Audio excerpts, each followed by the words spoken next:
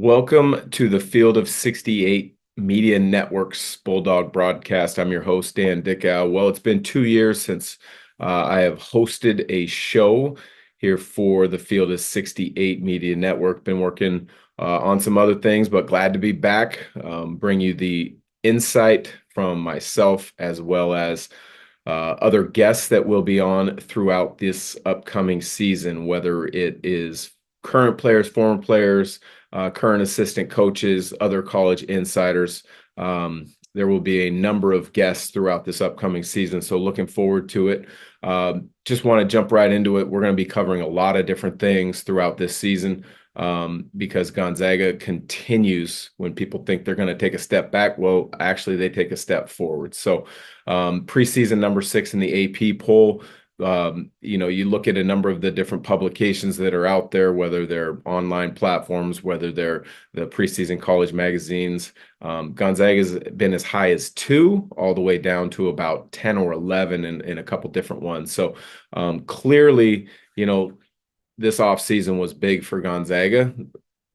Had to figure out the transfer portal, had to figure out the NIL, with the continued looming of conference realignment over their head. I think they came out with absolute flying colors. When you look at 7 of the 8 returning scorers from the season ago are back. The only player they have to replace, yes, he's a big one, being Anton Watson, who was one of the leading scorers, was one of the leading rebounders a season ago, was their most versatile defender. But when you look at having to replace them, having to replace Anton Watson, I think they can do it in the aggregate with 4 starters returning, and then you get a couple tremendous additions in the transfer portal. Michael Ajayi from Pepperdine, who led the WCC in scoring, was second in rebounding. Khalif Battle from Arkansas, who was on a complete scoring tear to finish off his season in the SEC a year ago. Emmanuel Innocenti, freshman a season ago at Tarleton State in the WAC, was all defensive team as a freshman.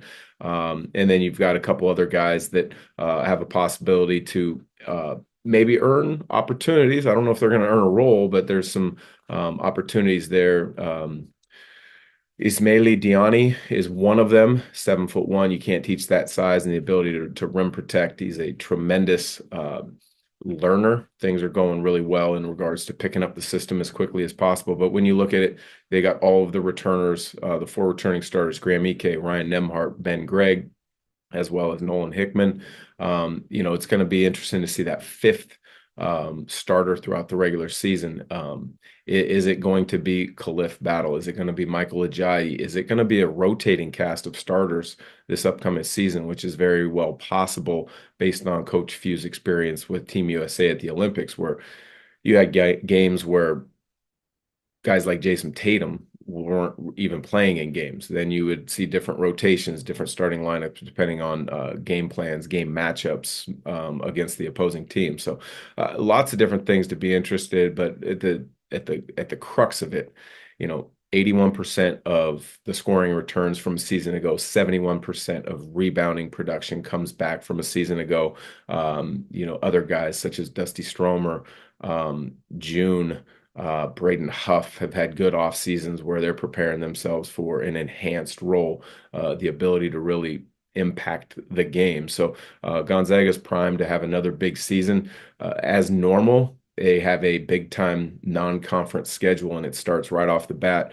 Game 1, Monday, November 4th, when Baylor, another top 10 team led by freshman VJ Edgecombe, who's a probable top 3, top 5 pick in the NBA draft this upcoming season, and Jeremy Roach and others will be in town. So that's going to be a tremendous matchup to start the season. And usually you see, high-level programs kind of ease into 1 or 2 games before you go ahead and play a big-time matchup. That's not the case for Baylor and Gonzaga this year. So that'll be, must-see TV on night 1 of college basketball. Thank you to our presenting sponsors. If you have interest in joining the Bulldog broadcast, the Field of 68 Media Network, for being a sponsor, don't hesitate to reach out to me, Dan Dickau, at hotmail.com. Presenting sponsor, McGilvery Environmental can handle any of your construction needs, specializing in new construction, repairs, residential and commercial asphalt paving, excavation, environmental remediation, and hazardous waste.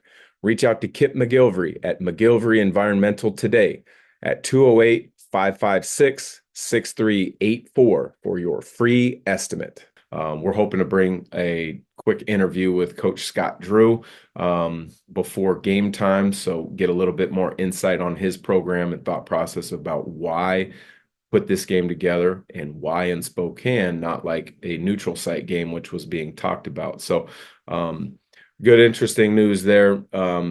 Great opening night. The other interesting thing will be the fact that, news is 3-4 weeks old now, but Gonzaga is moving to the Pac-12. So 2 years left in the WCC before moving on to the Pac-12. We'll talk a lot about the Pac-12 this upcoming season.